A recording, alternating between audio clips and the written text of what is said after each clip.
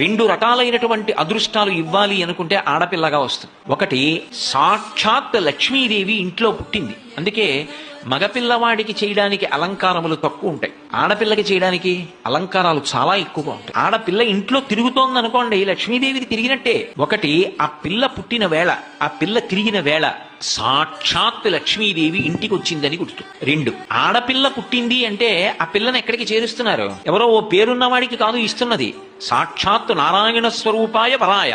ఆ వరుడు నారాయణ స్వరూపుడు. ఇప్పుడు లక్ష్మిని నారాయణుడి పక్కకి చేర్చారు.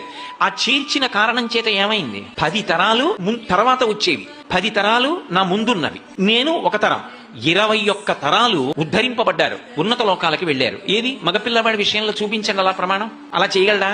సాధ్యం కాదు. అమ్మవారు అనుగ్రహిస్తే ఆ తల్లి వీళ్ళని నేను విశేషమైనటువంటి ఫలితము చేత సత్కరించాలనుకుంటున్నాను అనుకుంటే ఆడపిల్లగా వస్తుంది.